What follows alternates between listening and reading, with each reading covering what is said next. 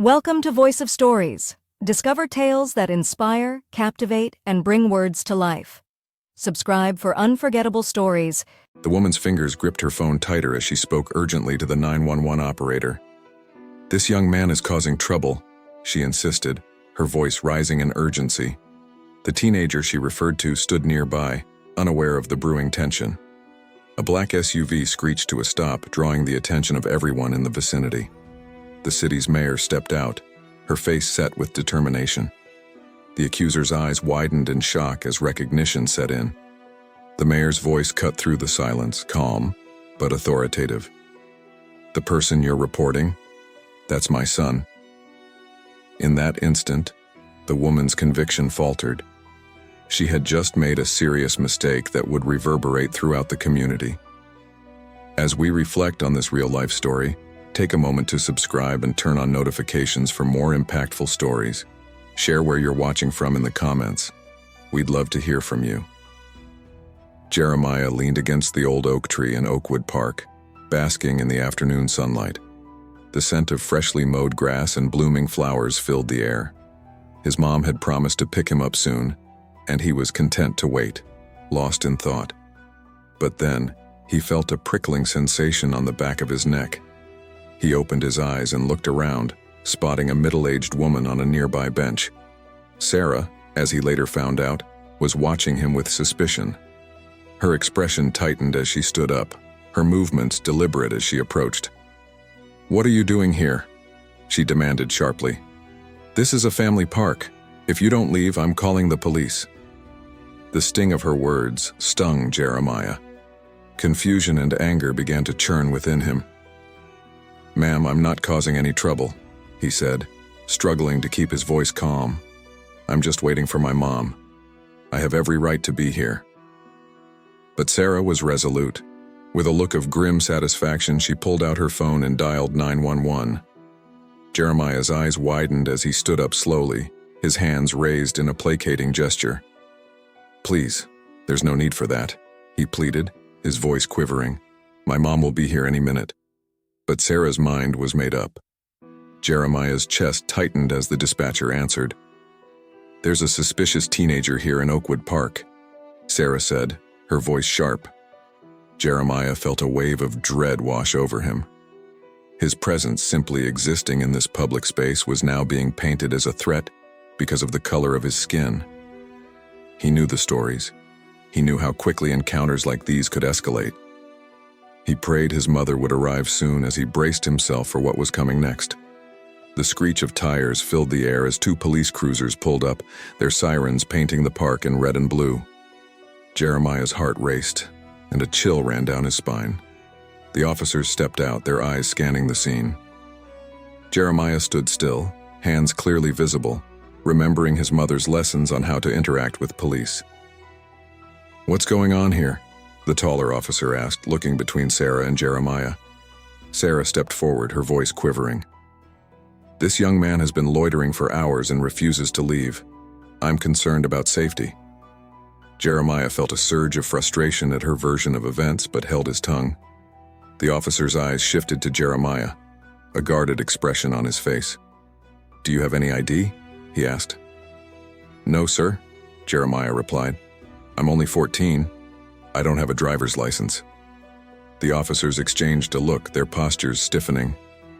Jeremiah felt overwhelmed as they continued to question him. He could sense the tension rising, the officers' skepticism seeping into the air. A crowd had gathered, some recording the scene with their phones. Jeremiah's anxiety spiked, knowing how moments like these could spread online and become part of an ongoing cycle of injustice. Just as the situation seemed ready to escalate, a vehicle pulled up to the park entrance. A sleek black SUV. Mayor Angela Thompson stepped out, and immediately, the tension in the air shifted. The officers stood straighter, recognition dawning in their eyes. Sarah's face fell as she realized her mistake. "What's happening here?" Mayor Thompson's voice cut through the silence, firm and commanding. The officers hesitated, their previous confidence eroded. "We received a report of a suspicious individual, ma'am," the taller officer stammered. "Suspicious?" Mayor Thompson interrupted, raising an eyebrow. What made my son suspicious? Sarah stammered. He was just sitting here for hours, I thought. You thought what? Mayor Thompson's voice grew colder. That a black teenager in a public park must be up to no good? The silence that followed was heavy. Mayor Thompson's gaze was sharp as she turned back to the officers. Did you consider whether this report was influenced by bias? Did you approach my son as you would any other young person? The officers said nothing, eyes shifting uncomfortably. The crowd seemed to sense the shift as well, the weight of the moment settling over them. Mayor Thompson's tone softened as she placed a protective hand on Jeremiah's shoulder. Are you okay, sweetheart? Jeremiah nodded, his relief palpable. I'm okay, Mom. The mayor turned to the crowd. This situation underscores a serious issue. No one should feel criminalized for simply existing in public spaces, she said, looking directly at Sarah. Your unfounded assumptions could have had dangerous consequences. The officers stood down, visibly chastened. Sarah muttered an apology, unable to meet anyone's gaze. Mayor Thompson continued, We need to confront our biases and work to build a community where everyone feels safe and valued. The crowd shifted, murmurs of agreement mixing with uneasy silence. Some nodded in approval, others exchanged uncertain glances. The mayor addressed the onlookers again. What we witnessed today is a symptom of a larger problem. We must act against racial bias in our community. Jeremiah, still shaken, found his voice. I was just sitting here, enjoying the day, he said. I went from feeling safe to feeling like a criminal. It's not right. The crowd fell quiet as they processed his words. Sarah stepped forward, her face red. I didn't mean any harm. I was just trying to keep the park safe. Mayor Thompson's expression hardened. But it shouldn't matter whose child he is. Every person deserves the right to be in public spaces without fear. Turning back to the crowd, she announced, We will implement comprehensive anti-bias training for our police and city employees. This is a necessary step toward change. The crowd's reactions were mixed. Some clapped, others looked skeptical. One man called out, How will training change anything? Mayor Thompson answered, It's not a quick fix, but it's essential to raise awareness and equip people with the tools to recognize and counteract their biases. We need to use this incident as a reminder of how quickly assumptions can escalate. As the crowd began to disperse, Mayor Thompson pulled Jeremiah into a hug. I'm proud of you, she whispered. You handled this with more grace than anyone could expect. Jeremiah leaned into his mother's embrace, exhaustion and relief washing over him. Do you think things can change? He asked. The mayor met his eyes. Change isn't easy, but moments like this can be the spark that leads to real progress. We need to keep the conversation going. As they walked back to the SUV, the impact of the day was clear. The city had been forced to face its biases, and the conversation that followed would be powerful.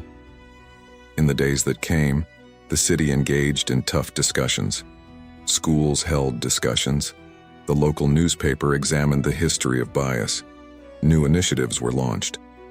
Jeremiah found solace in sharing his story at school, where his classmates listened, wide-eyed. They began to understand the harsh reality he faced, and while it was clear that the fight against prejudice was far from over, there were signs of change. The community was learning to stand together, to recognize injustice, and to move forward. As Mayor Thompson said, we cannot remain silent. Every action we take, no matter how small, shapes the world we live in. Let's make sure it's one where we confront our biases and stand for what's right. Join us as we continue to share stories that matter. Subscribe for more narratives that challenge, inspire, and bring change.